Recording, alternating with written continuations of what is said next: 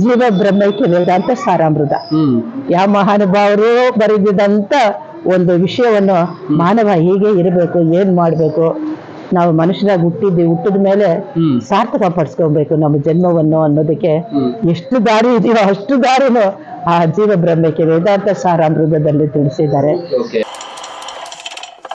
ನಮಸ್ಕಾರ ವೀಕ್ಷಕರೇ, ನಾನಿವತ್ತು ಕಡಪ ಸ್ವಾಮಿಗಳ ಮಠ, ಬಿನ್ನಿಪೇಟೆ, ಬೆಂಗಳೂರು. ಇವರು ಕೂಡ ಸಾಧನೆಗಳನ್ನ, ಸಿದ್ಧಿಗಳನ್ನ ಮಾಡಿದ್ರು. ಇವರು ಕೆಲವಷ್ಟು ಬುಕ್ಗಳನ್ನ ಕೂಡ ಬರೆದಿದ್ರು. ಯಾವ ರೀತಿ ಸಿದ್ಧಿಗಳನ್ನ ಮಾಡಬೇಕು, ಆ ಸಿದ್ಧಿಗಳಿಂದ ಏನಾಗುತ್ತೆ, ಮನುಷ್ಯ ಅವುಗಳಿಂದ ಯಾವ ರೀತಿ ದೇವರನ್ನ ಒಲಿಸ್ಕೋಬಹುದು, ಆಸ್ಟ್ರಲ್ ಟ್ರಾವೆಲ್ ಮಾಡಬಹುದು, ಇನ್ನು ಆ ಸಿದ್ಧಿಗಳನ್ನ ಸಾಧಿಸೋದಕ್ಕೆ ಯಾವ ರೀತಿ ಕಠಿಣವಾದ ತಪಸ್ಸುಗಳನ್ನ ಮಾಡಬೇಕಾಗತ್ತೆ, ಎಷ್ಟು ವರ್ಷ ತಗೊಳುತ್ತೆ, ಇಂಥ ವಿಷಯಗಳನ್ನೆಲ್ಲ ಕಡಪ ಸ್ವಾಮಿಗಳು ಅಧ್ಯಯನ ಮಾಡಿ ಅವರ ಎಕ್ಸ್ಪೀರಿಯನ್ಸ್ಗಳ ಬೇಸ್ ಮೇಲೆ ಆ ಬುಕ್ಗಳನ್ನ ಬರೆದಿದ್ರು. ಆ ವಿಷಯಗಳ ಕುರಿತಾಗಿ ನಾನು ಇಲ್ಲಿ ಮಾತಾಡೋದಕ್ಕೆ ಬಂದಿದ್ದೀನಿ. ಕಡಪ ಸ್ವಾಮಿಗಳ ಮಠ, ಬಿನ್ನಿಪೇಟೆ. ಇಲ್ಲಿ ಎಷ್ಟೊಂದು ಸುತ್ತಮುತ್ತ ದೇವಸ್ಥಾನಗಳು ಇದೆ, ಸಿಟಿ ಸೆಂಟ್ರ್ ಜಾಗ. ಅದರಲ್ಲಿ ಇಲ್ಲಿ ಶನೇಶ್ವರ ದೇವಸ್ಥಾನ ಪ್ಲಸ್ ರಾಜರಾಜೇಶ್ವರಿ, ಇನ್ನು ಅಯ್ಯಪ್ಪ ಸ್ವಾಮಿ, ಈ ಥರ ಎಷ್ಟೋ ದೇವಸ್ಥಾನಗಳನ್ನ ಒಂದೇ ಕಡೆ ಪ್ರತಿಷ್ಠಾಪನೆ ಮಾಡಿದ್ದಾರೆ. ಇನ್ನು ಇಲ್ಲಿರುವಂಥ ವಿಶೇಷಗಳನ್ನ ಅಲ್ಲಿರುವಂಥ ಗುರುಗಳ ಜೊತೆ ಮಾತಾಡಿ ತಿಳ್ಕೊಳ್ಳೋಣ ಬನ್ನಿ. ಅಮ್ಮ, ಈ ಮಠದ ಬಗ್ಗೆ ಇನ್ಫಾರ್ಮೇಶನ್ ಸ್ವಲ್ಪ ಹೇಳಿ. ಯಾವಾಗ ಶುರು ಆಯಿತು, ಗುರುಗಳು ಯಾವಾಗ ಇಲ್ಲಿ ಜೀವೈಕ್ಯ ಆದ್ರು, ಅವರ ಹಿಸ್ಟ್ರಿ ಏನು ಅನ್ನೋದ್ರ ಬಗ್ಗೆ. ಜೈ ಬೋಲೋ ಸದ್ಗುರು ಮಹಾರಾಜ್ ಕೆ ಜೈ. ಸದ್ಗುರುನಾಥ ಶರಣಂ ಜಯ ಜಯ, ಸಚ್ಚಿದಾನಂದ ಶರಣಂ ಜಯ ಜಯ, ಪರಮಹಂಸ ಶರಣಂ ಜಯ ಜಯ, ಪರಮಯೋಗೀಶ ಶರಣಂ ಜಯ ಜಯ. ಸದ್ಗುರು ಕಡಪ ಶ್ರೀ ಪರಮಹಂಸ ಸಚ್ಚಿದಾನಂದ ಯೋಗೀಶ್ವರರ ಮಠಾಲಯದಲ್ಲಿ ನಾವು ಮಾತಾಡ್ತಾ ಇದ್ದೀವಿ. ಸ್ವಾಮಿಗಳು ತಮಿಳುನಾಡಿನಲ್ಲಿ ಹುಟ್ಟಿದವರು. ಕಂಚಿ ಅಂತ ಹೇಳಿದ್ರೇನೆ ಬಹಳ ವಿಶೇಷವಾದಂತ ಒಂದು ಕ್ಷೇತ್ರ. ಅಂತ ಕ್ಷೇತ್ರದಲ್ಲಿ ಹುಟ್ಟಿದ ಮಹಾನ್ ಭಾವರು ನಮ್ಮ ಸ್ವಾಮೀಜಿ. ಅವ್ರು ಹುಟ್ಟಿದಾಗ ಅವ್ರ ತಾಯಿಯ ತಂದೆ ಅವ್ರನ್ನ ಬಹಳ ವಿಶೇಷದಿಂದ ಸಾಕಿದ್ರು. ಅವ್ರ ತಂದೆ ಹೆಸರು ಸೋಮಸುಂದರಂ ಅಂತ, ಅವ್ರ ತಾಯಿ ಹೆಸರು ವಿಶಾಲಕ್ಷ್ಮಿ ಅಂತ ಒಂದು ಪರಿಸ್ಥಿತಿನಲ್ಲಿ ದೊಡ್ಡ ಒಂದು ಮನೆತನದಲ್ಲಿ ಹುಟ್ಟಿದಂತ ಮಹಾನುಭಾವರು. ಒಳ್ಳೆ ಕಾಲೇಜ್ನಲ್ಲಿ ಓದಂತವ್ರು. ಅವರು ಚಿಕ್ಕವರಾಗಿದ್ದಾಗ ಅವ್ರ ತಾಯಿ ಒಂದು ದಿವಸ ಕಂಚಿ ಏಕಾಂಬರೇಶ್ವರ ದೇವಸ್ಥಾನಕ್ಕೆ ಅವ್ರನ್ನ ಕರ್ಕೊಂಡು ಹೋಗ್ತಾರೆ.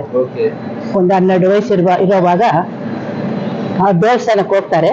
ಹೋದ್ರೆ ಅಲ್ಲಿ ಏಕಾಂಬರೇಶ್ವರರು ಬಹಳ ವಿಶೇಷ. ಕಾಮಾಕ್ಷಿ ಏಕಾಂಬರೇಶ್ವರರು. ಆ ಏಕಾಂಬರೇಶ್ವರ ಲಿಂಗಕ್ಕೆ ಅಭಿಷೇಕ ನಡೀತಾ ಇತ್ತು ಇವ್ರು ಹೋದಾಗ. ಆ ಅಭಿಷೇಕವನ್ನು ಇವ್ರು ಚಿಕ್ಕವರಾಗಿದ್ದು ನೋಡ್ತಾ ಇದ್ದಾರೆ. ಕಣ್ಣಲ್ಲಿ ನೋಡ್ತಾ ನೋಡ್ತಾ ಇವ್ರಿಗೆ ಬಹಳ ಸಂತೋಷವಾಗುತ್ತೆ.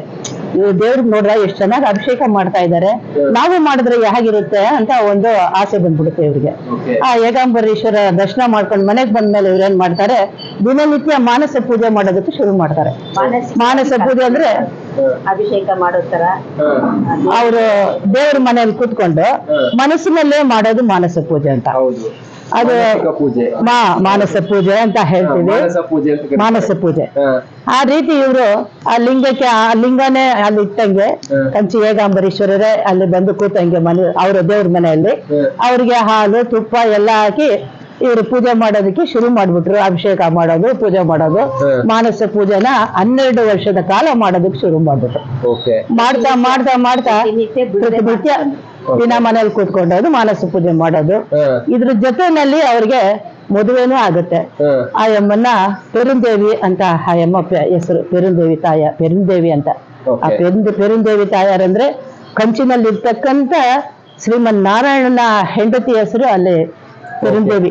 ಆ ಹೆಸರು ತಡುವಂತ ತಾಯಿ ಆ ಯಮ್ಮ ಪೆರುಂದೇವಿ. ಅವ್ರನ್ನ ಮದುವೆ ಮಾಡಿ ಇಡ್ತಾರೆ ಅವ್ರ ತಾಯಿ ತಂದೆಯವರು. ಇವರು ಬಿಸ್ನೆಸ್ ನೋಡ್ಕೊಂಡು ಇದರಲ್ಲೂ ಓಡಾಡ್ತಾ ಇರ್ತಾರೆ.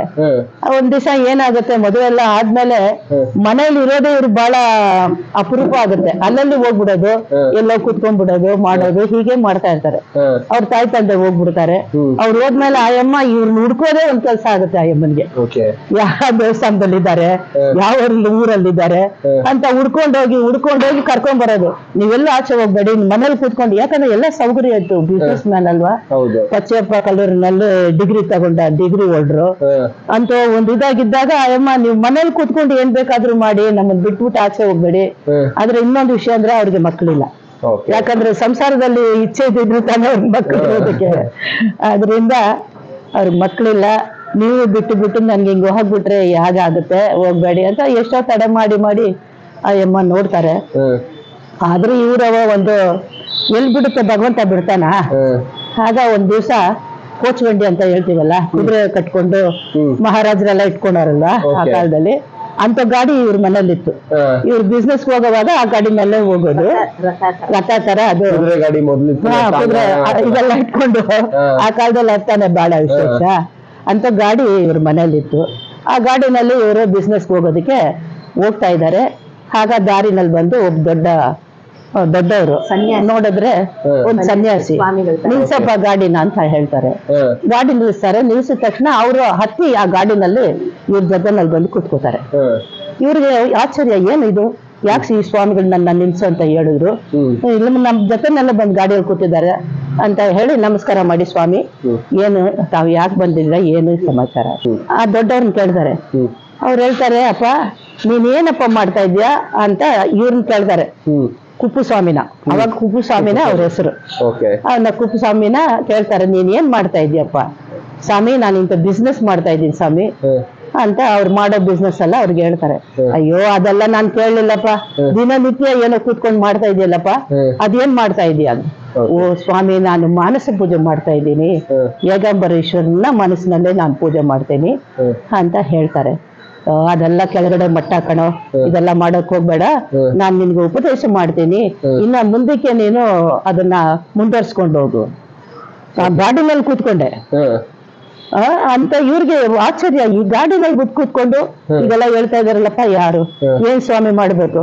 ಆಗ ಅವ್ರಿಗೆ ಉಪದೇಶ ಮಾಡಿದ್ರಂತೆ, ಮಾನಸ ಪೂಜೆ ಬಿಡು, ಬೇಡ ನಿನಗೆ, ಅದು ಕೆಳಗಡೆ ಮಟ್ಟದ್ದು, ಈಗ ಪ್ರಾಣಾಯಾಮ ಮಾಡು, ಆ ಪ್ರಾಣಾಯಾಮವನ್ನು ಮುಂದುವರ್ಸ್ಕೊಂಡು ಹೋಗುವಂತ. ಪ್ರಾಣಾಯಾಮ ಮಾಡೋದಕ್ಕೆ ಏಕಾಂತವಾಗಿ ಆ ಗಾಡಿನಲ್ಲಿ ಕೂತು ಏಕಾಂಬರೀಶ್ವರರೇ ಅವರಿಗೆ ಉಪದೇಶ ಮಾಡಿದ್ರು ಅಂತ ಹೇಳ್ತಾರೆ. ಪದ್ಧತಿಗಳನ್ನ ತಿಳಿಸ್ತಾರೆ. ಪ್ರಾಣಾಯಾಮ ಯಾಗ್ ಮಾಡ್ಬೇಕು, ಧ್ಯಾನ ಯಾಗ್ ಮಾಡ್ಬೇಕು, ಪ್ರತಿಯೊಂದನ್ನು ಸ್ಟೆಪ್ ಬೈ ಸ್ಟೆಪ್ಸ್ ಹೇಳ್ಕೊಂತ ಹೋಗ್ತಾರೆ. ಹಿಂಗೆ ಮಾಡ್ಬೇಕು, ಧ್ಯಾನ ಮಾಡ್ಬೇಕಂದ್ರೆ ಇದಕ್ಕೊಂದು ಸಿಸ್ಟಮ್ ಇದೆ, ಫಾರ್ಮಾಲಿಟೀಸ್ ಇರುತ್ತಲ್ಲ, ಅದನ್ನ ನೀನು ಈ ತರನೇ ಮಾಡ್ಬೇಕು ಅಂತ ಹೇಳ್ಕೊಂಡು ಹೋಗ್ತಾರೆ. ಹಾಗೆ ಹೇಳುವಾಗ ಇವ್ರು ಕೇಳ್ತಾರೆ, ನಾನು ಇದೆಲ್ಲ ಮಾಡಕ್ಕೆ ಆಗುತ್ತೆ, ಇನ್ನು ಮುಂದಕ್ಕೆ ನೀನು ಆ ಮಾನಸ ಪೂಜೆ ಬಿಟ್ಟು ಇದನ್ನ ಮಾಡ್ಬೇಕು, ಪ್ರಾಣಾಯಾಮ ಮಾಡ್ಬೇಕು ಅಂತ ಗಾಡಿನಲ್ಲೇ ಉಪದೇಶ ಮಾಡಿ ಇಳಿದು ಹೋಗೋವಾಗ ಇವ್ರು ಕೇಳ್ತಾರೆ, ಸ್ವಾಮಿ ಇದು ಏನ್ ನೀವ್ ಹೇಳ್ಬಿಟ್ಟು ಹೋಗ್ತಾ ಇದ್ದೀರಾ, ಇದು ಎಂತ ಇದು ಏನು ಅಂತ ನನ್ಗೆ ಏನು ಗೊತ್ತಿಲ್ಲ.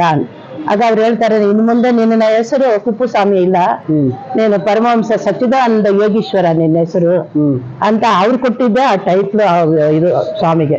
ಆ ಸನ್ಯಾಸಿಯಾಗಿ ಬಂದಂತ ಏಕಾಂಬರೇಶ್ವರರೇ ನೀನು ಇನ್ನು ಮುಂದೆ ಪರಮಹಂಸ ಸಚ್ಚಿದಾನಂದ ಅಂತ ನಿನ್ನ ಹೆಸರು ಇಟ್ಕೋ ಅಂತ ಹೇಳಿ ಇಳಿಯುವಾಗ ಮತ್ತೆ ಇವ್ರು ಕೇಳಿದಾರೆ, ಇದು ಏನು ನೀವು ಹೇಳೋದು, ಇದು ಯಾವ ಪರಂಪರೆಯಲ್ಲಿ ಬಂದಿದ್ದು, ಇದು ಯಾಕೆ ಮಾಡ್ಬೇಕು ಅಂತ. ಆಗ ಅವ್ರು ಹೇಳ್ತಾರೆ, ಇದು ಭಟ್ಟ ಬಯಲು ಪರಂಪರೆ ಅಪ್ಪ. ಈಗ ನಮ್ದು ಹಂಗೇನೆ ಬಟ್ಟ ಬಯಲು ಪರಂಪರೆ ಅಂತಾನೆ ನಮ್ಮ ಪರಂಪರೆ. ಯಾಕಂದ್ರೆ ಬಟ್ಟ ಬಯಲು ಅಂದ್ರೆ ಪ್ರಪಂಚದಲ್ಲಿ ಎಲ್ರಿಗೂ ಆಕಾಶ ಇದೆಯಲ್ಲ, ಎಲ್ರಿಗೂ ಏನ್ ಬೇಕಾದ್ರೂ ಎಲ್ರೂ ಸೇರಿರ್ತಾನೆ, ಮಾಡ್ಬೋದು. ಇದು ಬಟ್ಟ ಬಯಲು ಪರಂಪರೆ, ನಿನ್ನ ಪರಂಪರೆ ಬಂದು ಬಟ್ಟ ಬಯಲು ಪರಂಪರೆ ಅಂತ ಹೇಳು, ಇದನ್ನ ಮುಂದುವರ್ಸ್ಕೊಂಡು ಹೋಗು ನೀನು ಅಂತ ಉಪದೇಶ ಮಾಡಿ ಅವ್ರು ಹೋದ್ಮೇಲೆ ಸ್ವಾಮಿಗಳು ಕೊನೆ ತನಕ ಹೇಳ್ತಾರೆ, ಅವತ್ತು ಒಂದು ದಿವಸ ನಾನು ಅವ್ರು ನೋಡಿದ್ದೆ ಹೊರತು ಮತ್ತೆ ಅವ್ರು ನೋಡೋಣ ಅಂದ್ರೆ ಇಲ್ಲ. ಯಾಕಂದ್ರೆ ಅವ್ರದ್ದು ಇವಾಗ ಉಪದೇಶ ಮಾಡೋದಕ್ಕೋಸ್ಕರ ಅವ್ರು ಬಂದ್ರು, ಅವ್ರ ಕೆಲಸ ಮುಗೀತು, ಹೋದ್ರು. ಆಮೇಲೆ ಸ್ವಾಮಿಗಳು ಮನೆಯಲ್ಲೇ ಸ್ವಲ್ಪ ದಿವಸ ಇದ್ರು. ಆ ಯಮ್ಮನ್ಗೆ 37 ವಯಸ್ಸಿನಲ್ಲಿ ಆ ತಾಯಿ ಶಿವನ ಪಾದ ಸೇರ್ಕೊಂಡ್ಬಿಟ್ಟು, ಅವ್ರು ಬಿಟ್ಮೇಲೆ ಇವ್ರಿಗೆ ಯಾವ್ದು ಇದೇ ಇರ್ಲಿಲ್ಲ, ಏನು ಬೇಡ ಅಂತ ಇದ್ದವ್ರಿಗೆ ಒಂದೇ ಒಂದ್ ಇತ್ತಲ್ಲ, ಅದರಿಂದ ಸ್ವಲ್ಪ ಹೌದು ಸಂಸಾರದಲ್ಲಿ ಸ್ವಲ್ಪ ಇತ್ತು. ಅಮ್ಮ ಹೋದ್ಮೇಲೆ ಅಷ್ಟು ಆಸೆನೋ ಅಷ್ಟು ಏನೇನಿತ್ತೋ ಎಲ್ರಿಗೂ ದಾನ ಮಾಡ್ಬಿಟ್ರು ಅವರು. ಈಗ ಕೂಡ ಕಂಚಿಗೆ ಹೋದ್ರೆ ಅವ್ರ ಸಾಕಿದ ಮಗನ ಮಕ್ಕಳೆಲ್ಲ ಇದ್ದಾರೆ, ಎಲ್ಲರಿಗೂ ಕೊಟ್ಬಿಟ್ಟು ಎಲ್ಲ ಕೊಟ್ಬಿಟ್ಟು ಕೊನೆಯಲ್ಲಿ ಸನ್ಯಾಸಿಯಾಗಿ ಗಡಿಕೋಟೆಗೆ ಹೋಗ್ಬಿಟ್ರು ಸ್ವಾಮಿಗಳು. ಗಡಿಕೋಟೆ ಅಂದ್ರೆ ಕಡಪ ಆಂಧ್ರ. ತಮಿಳ್ನಾಡಿನಲ್ಲಿ ಹುಟ್ಟಿ ತಮಿಳ್ನಾಡು ಬಿಟ್ಬಿಟ್ಟು ಆಂಧ್ರ ಹೋದ್ರು. ಅದು ಬರೀ ಕಾಡು ತರ, ಸಣ್ಣ ಒಂದು ಗ್ರಾಮ. ಆ ಗ್ರಾಮ ಸುತ್ತಲೂ ಬರೀ ಬೆಟ್ಟ, ಕಾಡು, ಗಡಿ, ಅದ್ ಹೆಸರೇ ಗಡಿಕೋಟೆ. ಒಂದು ಈಗ ಮಾಡಿದ ಚಿಕ್ಕದಾಗ ಒಂದು ರೂಮ್ ತರ ಮಾಡಿದ್ದಾರೆ, ಅವಾಗೆಲ್ಲ ಅದನ್ನ ಇಲ್ಲ, ಏನೂ ಇಲ್ಲ, ಬರೀ ಗುಡ್ಸಲು ಹಾಕೊಂಡು ಆ ಗುಡ್ಸಲಲ್ಲಿ ಹೋಗಿ ಇದ್ಕೊಂಡು ಸ್ವಾಮಿಗಳು 18 ಗ್ರಂಥಗಳು ಅಲ್ಲಿ ಬರೆದಿದ್ದಾರೆ. ಜೀವ ಬ್ರಹ್ಮೈಕ್ಯ ವೇದಾಂತ ಸಾರಾಮೃತ, ಜನನ ಮರಣ ರಹಸ್ಯ, ಯೋಗಾಭ್ಯಾಸ ನೂಲ್, ಭಗವದ್ಗೀತೆ 18 ಅಧ್ಯಾಯವನ್ನು 6 ಅಧ್ಯಾಯ ಮಾಡಿರೋದು. ಹೀಗೆ ಎಲ್ಲವನ್ನು ಸೇರಿ 18 ಪುಸ್ತಕಗಳು ಆ ಜಾಗದಲ್ಲಿ ಇಟ್ಕೊಂಡು ಸ್ವಾಮಿಗಳು ಬರೆದಿದ್ದಾರೆ. ಅಲ್ಲಿ ಮಠ ಕಟ್ಬೇಕು, ಆ ಜಾಗ ನೋಡ್ರಿ, ಈಗ ನಾವ್ ನೋಡಿದ್ರೇನೆ ಇಂಥ ಕಡೆ ಯಾಕಪ್ಪ ಬಂದಿರೋದು, ಒಂದು ಊಟದ ವ್ಯವಸ್ಥೆ ಇಲ್ಲ, ಒಂದು ಜನ ಇಲ್ಲ, ಬರೀ ಗುಡ್ಸಲು ಹಾಕೊಂಡು ಒಂದು ದೊಡ್ಡ ಬಾವಿ ಇದೆ ಅಲ್ಲಿ. ಆ ಬಾವಿ ಪಕ್ಕದಲ್ಲಿ ಇವರು ಕೂತ್ಕೊಳ್ಳೋದಕ್ಕೆ ಮಾತ್ರ ಚಿಕ್ಕದಾಗಿ ಒಂದು ಇದ್ರ ತರ 4 ಕಡೆ ಕಲ್ಲು ಹಾಕ್ಬಿಟ್ಟು ಮೇಲ್ಗಡೆ ಒಂದು ಮರದ ಮುಚ್ಚಲ ಹಾಕೊಂಡು ಅದ್ರ ಒಳಗಡೆ ಕೂತು ಧ್ಯಾನ ಮಾಡಿದ್ದಾರೆ. ಇವತ್ತಿನ ಆ ಜಾಗ ಎಲ್ಲ ಹಾಗೆ ಇದೆ. ಅಲ್ಲಿ ಇದ್ಕೊಂಡೇನೆ ಈ ಗ್ರಂಥಗಳೆಲ್ಲ ಬರೆದಿದ್ದಾರೆ. ಅದರಲ್ಲಿ ಬಹಳ ವಿಶೇಷವಾದದ್ದಂತಾರೆ ಅಂದ್ರೆ ಜೀವ ಬ್ರಹ್ಮೈಕ್ಯ ವೇದಾಂತ ಸಾರಾಮೃತ. ಯಾವ ಮಹಾನುಭಾವರು ಬರೆದಿದಂತ ಒಂದು ವಿಷಯವನ್ನು ಮಾನವ ಹೀಗೆ ಇರಬೇಕು, ಏನ್ ಮಾಡ್ಬೇಕು, ನಾವು ಮನುಷ್ಯರಾಗಿ ಹುಟ್ಟಿದ ಮೇಲೆ ಸಾರ್ಥಕ ಪಡಿಸ್ಕೊಬೇಕು ನಮ್ಮ ಜನ್ಮವನ್ನು ಅನ್ನೋದಕ್ಕೆ ಎಷ್ಟು ದಾರಿ ಇದೆಯೋ ಅಷ್ಟು ದಾರಿನೂ ಆ ಜೀವ ಬ್ರಹ್ಮೈಕ್ಯ ವೇದಾಂತ ಸಾರಾಮೃತದಲ್ಲಿ ತಿಳಿಸಿದ್ದಾರೆ ಅಂತ ಒಂದು ಗ್ರಂಥ. ಸ್ವಾಮಿಗಳು ಅಲ್ಲಿ ಹೋಗಿ 1937 ತನಕ ಅಲ್ಲೇ ಇದ್ದಿದ್ದಾರೆ. ಅಲ್ಲೇ ಮಠ ಕಟ್ಟಬೇಕು ಅಂತ ಅವ್ರಿಗೆ ಇಚ್ಛೆ ಇದೆ, ಪಾಯ ಹಾಕಿದ್ದಾರೆ. ಅದ್ ಏನಾಯ್ತು ಅವ್ರಿಗೆ ಅಂತ ಗೊತ್ತಿಲ್ಲ. ಅವರು ಆ ಜಾಗ ಬಿಟ್ಟು ಇಲ್ಲಿ ಬೆಂಗಳೂರಿನಲ್ಲಿ ಒಬ್ರು ಶಿಷ್ಯರಿದ್ರು ದೊರೆಸ್ವಾಮಿ ಅಂತ, ಅವ್ರು ಕರ್ಕೊಂಡ್ ಬಂದಿದ್ದಾರೆ. ಅವ್ರನ್ನ ನಮ್ ತಂದೆಯವ್ರದ್ದು ಒಂದು ಸ್ಟೇಷನ್ ನಿಂದ ಸ್ವಲ್ಪ ಮುಂದೆ ಬಂದ್ರೆ 18 ಬಾಕ್ಲು ಅಂತ ಏನೋ ಒಂದು ಜಾಗ ಇದೆ, ಅಲ್ಲಿ ಒಂದು ಭಜನೆ ಮನೆ ಇತ್ತು. ಆ ಭಜನೆ ಮನೆಗೆ ಅವರು ಸ್ವಾಮಿಗಳನ್ನ ಕರ್ಕೊಂಡ್ ಬಂದಿದ್ದಾರೆ. ಆವಾಗ ಆ ಭಜನೆ ಮನೆಯಲ್ಲಿ ನಮ್ ತಂದೆಯವರೆಲ್ಲ ಸ್ವಾಮಿಗಳು ನೋಡಿದ್ದಾರೆ. ಆ ಶಿಷ್ಯನ ಮನೆಯಲ್ಲೇ ಒಂದು ವರ್ಷನೋ 2 ವರ್ಷನೋ ಸ್ವಾಮಿಗಳು ಇದ್ದಿದ್ದಾರೆ. ಆಮೇಲೆ ಇದು ಬರೀ ತೋಟ, ಇದು ಅಗ್ರಹಾರ ಅಂದ್ರೆ ತೋಟ ತಾನೆ. ನಾವು ಕಂಡಂಗೆನೆ ರೋಡ್ ಎಲ್ಲ ಇರ್ಲಿಲ್ಲ, ಕರ್ಕೊಂಡ್ ಬರೋದು ಬರೀ ತೋಟ. ಅಗ್ರಹಾರ ಅಂದ್ರೆ ತೋಟ. ಆ ತೋಟ ನಾವ್ ಬರ್ಬೇಕಾದ್ರೆ ಮೇನ್ ರೋಡ್ ತನಕ ಬರೋದಲ್ಲ, ಕೆರೆ, ಬೆನ್ನಿ ಮೇಲೆ ಕೆರೆ ಇತ್ತು. ಆ ಕೆರೆ ದಾಟ್ಕೊಂಡು ಈ ರೈಲ್ ಬಾಟಮ್ ಅಲ್ಲಿ ನಮ್ಮೆಲ್ಲ ಕರ್ಕೊಂಡ್ ಬರೋರು. ರೈಲ್ ಬಾಟಮ್ ಅಲ್ಲಿ ಬಂದು ಆಮೇಲೆ ಇಲ್ಲಿ ಬಂದು ಹೋಗೋವಾಗ ಟ್ರೈನ್ ಬಂದ್ಬಿಟ್ರೆ ನಮ್ಮನ್ನೆಲ್ಲ ಹಿಡ್ಕೊಂಡು ಕೆಳಗಡೆ ಇಳಿಸಿ ನಿಂತ್ಕೊಂಡು ಆಮೇಲೆ ಹೋಗೋದು. ಅಂತ ಒಂದು ಜಾಗದಲ್ಲಿ ಸ್ವಾಮಿಗಳಿಗೆ ಈ ಅಗ್ರಹಾರದಲ್ಲಿ ಅವರು ದೊರೆಸ್ವಾಮಿ ಇನ್ನ ಎಲ್ಲರೂ ಸೇರ್ಕೊಂಡು ಹೆಚ್ಚು ಕಮ್ಮಿ ಒಂದು 5 ಎಕರೆ ಜಾಗ ಇದೆ. ಇದು ಪೂರ್ತಿ ಮಠಕ್ಕೆ ಸೇರಿದ್ದು. ಆಮೇಲೆ ಸ್ವಾಮಿಗಳು ಇಲ್ಲಿ ಇದ್ಕೊಂಡು ನಮ್ಮ ತಂದೆಯವರು ಬೆನ್ನಿಮಿಲ್ನಲ್ಲಿ ತುಂಬಾ ಜನ ಶಿಷ್ಯರು, 3 ಜನಗಳ ತೋಟ 3 ಜನಗಳ ರಿಜಿಸ್ಟರ್ ಮಾಡಿ ನೀವು ಒಂದಾಗ ಮಾಡ್ಕೊಂಡು ಸ್ವಾಮಿಗಳು ಇಂಪ್ರೂವ್ ಮಾಡಿದ್ರು. ಎಲ್ರಿಗೂ ಬರೋರ್ಗೆಲ್ಲ ದೀಕ್ಷೆ ಕೊಡೋರು. ದೀಕ್ಷೆ ಕೊಟ್ಟು ಅವ್ರಿಗೆ ಶಿಷ್ಯರುಗಳು ಅಂದ್ರೆ ಸ್ವಾಮಿಗಳಿಗೆ ಬಹಳ ಏನ್ ಹೇಳ್ಬೇಕು, ಅಷ್ಟೊಂದು ಭಕ್ತಿಯಿಂದಾನೇ ನೋಡ್ಕೊತಾ ಇದ್ರು ಎಲ್ರನ್ನೂ ಎಲ್ಲ. ಇದು ಇಲ್ಲಿ ಇಟ್ಕೊಂಡು ಸ್ವಾಮಿಗಳು ಒಂದ್ಸತಿ ಮೈಸೂರಿನವ್ರು ಕರೆದ್ರಂತೆ ಸ್ವಾಮಿಗಳು. ಅವರಲ್ಲಿ ಇಲ್ಲ ಇಲ್ಲಿ ಕೆಲಸ ಇದೆ, ಆಗೋದಿಲ್ಲ. ಆಮೇಲೆ ಕೇಳುವಾಗ ಸ್ವಾಮಿಗಳು ಅಲ್ಲೂ ಇದ್ದಿದ್ದಾರೆ, ಇಲ್ಲೂ ಇದ್ದಿದ್ದಾರೆ. ಮೈಸೂರಲ್ಲೂ ಇದ್ರಂತೆ ಅವ್ರ ಪೂಜೆನಲ್ಲೂ, ಇಲ್ಲೂ ಬೆಂಗಳೂರಿನಲ್ಲೂ ಇದ್ದಿದ್ದಾರೆ. ಅಂತ ಒಂದು ಪಾವಾಡ ಪುರುಷರು. ಅದು ಇಲ್ಲದಿರ ಸ್ವಾಮಿಗಳು 360 ದಿವಸ 1 ವರ್ಷದ ಕಾಲ ಕೆಳಗಡೆ ನೀವು ಮಠದ ಒಳಗಡೆ ಹೋಗಿ ನೋಡಿದ್ರೆ ಆ ಅಂಡರ್ಗ್ರೌಂಡ್ನಲ್ಲಿ ಸ್ವಾಮಿಗಳು ಅನ್ನ ನೀರು ಏನು ಇಲ್ಲದೆ ಇದ್ದಂತ ಒಂದು ಜಾಗ ನಾವು ಕಣ್ಣಲ್ಲಿ ನೋಡಿದೀವಿ. ಯಾಕಂದ್ರೆ ಒಂದು ಕಿಟಕಿ ಇತ್ತು ಅಲ್ಲಿ. ಆ ಕಿಟಕಿನಲ್ಲಿ ದಿನ ಒಂದು ಭಾನುವಾರ ಆದ್ರೆ ನಮ್ ತಂದೆಯವ್ರು ನಮ್ಮನ್ನೆಲ್ಲ ಕರ್ಕೊಂಡ್ ಬರೋರು. ಯಾಕಂದ್ರೆ ಅವರ ಪದ್ಧತಿ ಹಂಗಿದ್ದಿಂದ ಅವ್ರ ಕಡೆ ಕರ್ಕೊಂಬಂದ್ ಮಕ್ಕಳು ತೋರಿಸ್ಬೇಕು ಅಂತ. ಆ ರಜೆ ದಿವಸ ಕರ್ಕೊಂಡ್ ಬರೋವಾಗ ಒಂದೊಂದು ಭಾನುವಾರನೂ ಬಂದಿದ್ದೀವಿ ನಾವು. ಬಂದ್ ನೋಡಿದಾಗ ಬೆಳಗ್ಗೆ 1 ಲೋಟ ಹಾಲು ಇಡೋರಲ್ಲಿ ಅವ್ರ ಕಿಟ್ಕಿನಲ್ಲಿ. ಅದು ಯಾವತ್ತೋ ಒಂದ್ ದಿವಸ ತಿರ್ಗ ಅದನ್ನ ಎತ್ತು ನಾಳೆ ಅದನ್ನ ಇದ್ಬಿಟ್ಟು ಇನ್ನೊಂದು ಲೋಟ ಇಡೋದು. ಅದು ಯಾವಾಗ್ಲೂ ಎತ್ಕೋತಾರೆ, ಸ್ವಾಮಿ ಎತ್ಕೊಂಡೇ ಇಲ್ಲ. ಹಂಗೆ 360 ದಿವಸ ಹಾಲು ನೀರು ಏನು ಇಲ್ದಿರ ಅಲ್ಲಿ ಧ್ಯಾನ ಮಾಡಿದ ಜಾಗ ಅವರು. ಅಂತ ಜಾಗದಲ್ಲಿ ಕುಂತವ್ರು. ಅಂತವ್ರು ಆಚೆ ಊರಿಂದ ಯಾರನ್ನ ಬರ್ತಾರೆ ಸ್ವಾಮಿಗಳನ್ನ ನೋಡೋದಕ್ಕೆ ಅನ್ನೋ ಒಂದು ಅವ್ರಿಗೆ ಗೊತ್ತಾದ್ರೆ ಆ ಕಡೆ ಒಂದು ಚೇರ್ ಹಾಕಿದೆ, ಗರ್ಭಗುಡಿ ಹಿಂದ್ಗಡೆ ಚೇರ್ ಇದೆ, ಸೋಫಾ ಇದೆ. ಹಂಗೆ ದಾರಿನೂ ಇದೆ, ಮೆಟ್ಲಿದೆ. ಬಂದಲ್ಲಿ ಅದ್ಮೇಲೆ ಹೋಗಿ ಆ ಸೋಫಾನಲ್ಲಿ ಕೂತಿರೋರಂತೆ ಒಂದ್ 10 ನಿಮಿಷ. ಅವ್ರ ದರ್ಶನ ಮಾಡ್ಕೊಂಡ್ಮೇಲೆ ಮತ್ತೆ ಹಿಡಿದು ಅವಾಗ ಕೂಡ ಒಂದ್ ಮಾತನ್ನು ಯಾರ ಹತ್ರನೂ ಮಾತಾಡ್ತಾ ಇಲ್ವಂತೆ. ಮತ್ತೆ ಇಳಿದು ಹೋಗ್ಬಿಡೋರು, ಯಾಕಂದ್ರೆ ದೂರದಿಂದ ಬರ್ತಾರೆ, ದರ್ಶನ ಕೊಡ್ಲಿಲ್ಲ ಅಂದ್ರೆ ತಪ್ಪಾಗುತ್ತೆ ಅಂತ ಅದು ತಿಳಿದಾಗ ಅದು ಅವ್ರಿಗೆ ದರ್ಶನ ಕೊಟ್ಬಿಟ್ಟು ಹೋಗ್ಬಿಡೋರಂತೆ. ಆಮೇಲೆ ಸ್ವಾಮಿಗಳ 365 ದಿವಸ ಮುಗಿಸ್ಕೊಂಡು ಬಂದಾಗ ಈ ಚರ್ಮನೇ ಇರ್ಲಿಲ್ಲ ಮೈಯಲ್ಲಿ, ಬರೀ ಎಂಕೆನೆ ಆಗೋಗ್ಬಿಟ್ಟಿದ್ರು. ಚರ್ಮ ಎಲ್ಲ ಎಂಕೆ ತರ ಇತ್ತು. ಒಂದು ಫೋಟೋ ಕೂಡ ಇದೆ, ಅದು ಸ್ವಾಮಿಗಳ ಆಚೆ ಬಂದಿದ್ದು.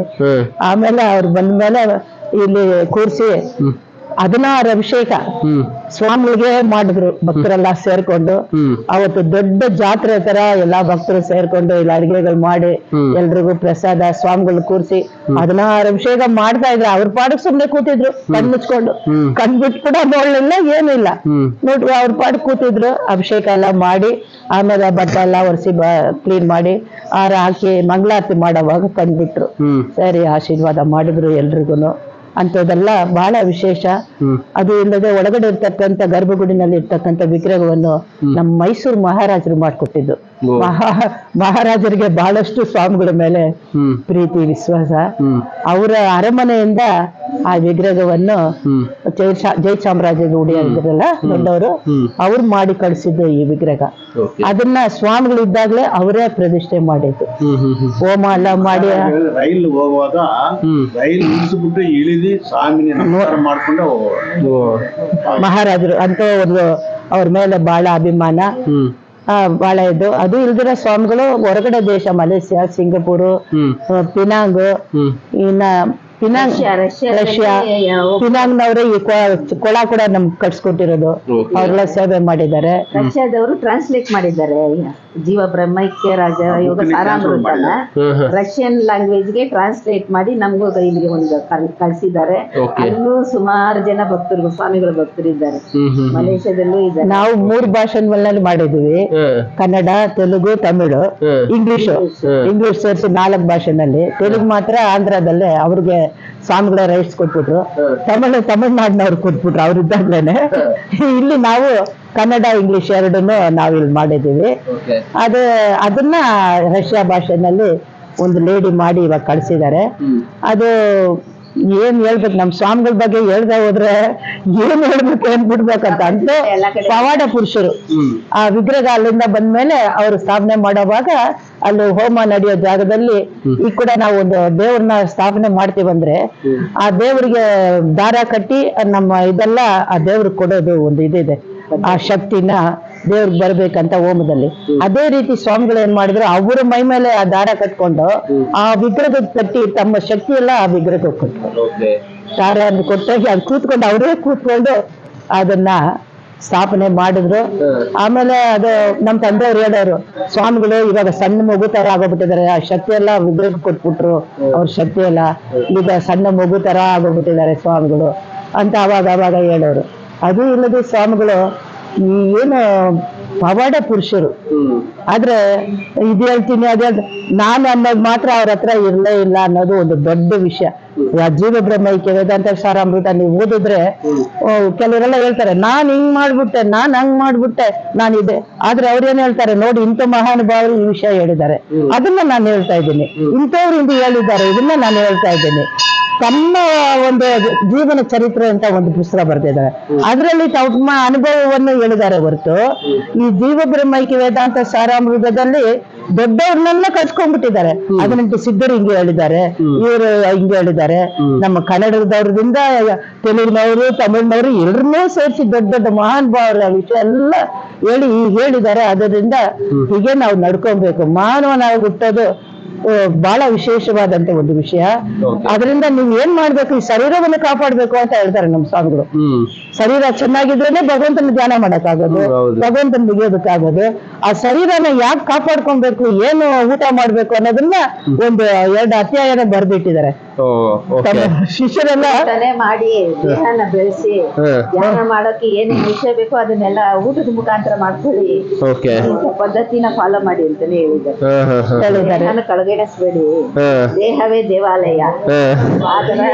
ಅಲ್ಲಿ ಫೋಟೋ ಇದೆ, ಅವರೇ ಮಲ್ಕೊಂಡು ತೋರಿಸಿದ್ದಾರೆ. ಹೌದು, ನಮ್ಮ ಕಾಲ್ಗಳೇ ಬಂದು ರಾಜಗೋಪುರ, ನಮ್ಮ ಇದು ಬಂದು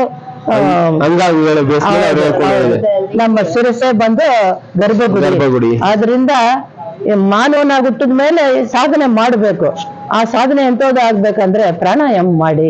ಆ ಪ್ರಾಣ ಒಂದು ದಿನಕ್ಕೆ 2,600 ಸತಿ 21,000 ನಮ್ಮ ಇದು ಗಾಳಿ ಹೋಗಿ ಬರ್ತಾ ಇರುತ್ತೆ. 21,600 ಸತಿ. ಆ ಪ್ರಾಣಾಯಾಮ ಮಾಡುವಾಗ ಏನಾಗುತ್ತೆ, ಅದನ್ನ ನಾವು ನಿಲ್ಲಿಸ್ಬಿಡ್ತೀವಲ್ಲ, ಕುಂಭಕಲ್ಲಿ ನಿಲ್ಲಿಸ್ಬಿಡ್ತೀವಿ, ಅದು ಸೇಫ್ಟಿ ಆಗುತ್ತೆ. 21,000 1 ನಿಮಿಷಕ್ಕೆ ನಿಂತೋಗ್ಬಿಟ್ರೆ ಅದು ನಮ್ಮ ಒಂದು ಹೆಚ್ಚು ಕಮ್ಮಿ 2 ಗಂಟೆ ಟೈಮ್ ನಂತರ ಎಷ್ಟು ನಮ್ಗೆ ಸೇವ್ ಆಗುತ್ತೆ, ಆಯುಸ್ ವೃದ್ಧಿ ಆಗುತ್ತೆ. ಮಹಾನುಭಾವರೆಲ್ಲ ಹೆಂಗಿರ್ತಾರೆ ಅಂದ್ರೆ ನಮ್ಮ ಆಯುಸ್ ಮುಂದೆ ವೃದ್ಧಿ ಆಗ್ತಾ ಹೋಗುತ್ತೆ. ಪ್ರಾಣಾಯಾಮ ಮಾಡೋರಿಗೆ ಆಯುಷ್ ಬಗ್ಗೆ ಯೋಚನೆ ಮಾಡಂಗೇ ಇಲ್ಲ. ಸ್ವಾಮಿಗಳು ಅಷ್ಟು ವರ್ಷ ಇದ್ರು. ಇವಾಗ ಇರ್ತಕ್ಕಂಥ ನಮ್ಮ ಜೀವನದ ಸ್ವಾಮಿಗಳು 100 ವರ್ಷ, ಅವರಿಗೆ 101 ನಡೀತಾ ಇದೆ. ಸ್ವಾಮಿಗಳ ಶಿಷ್ಯರು ಇದ್ದಾರೆ, ಈಗಿದ್ದಾರೆ. ಅವರೇ ಇಲ್ಲಿ ನೀವು ಹೇಳಿದ್ರೆ ಮೌನಾನಂದ ಸ್ವಾಮಿ ಹೇಳಿದ್ರಲ್ಲ, ಆ ಮಠದ ಹತ್ರನೇ ಅವ್ರ ಮನೆ. ಆ ಮಠ ಅವರನ್ನ ನೋಡ್ಕೋತಾ ಇದ್ದಿದ್ದು. 101 ವಯಸ್ಸು ಇವಾಗ ಅವ್ರಿಗೆ.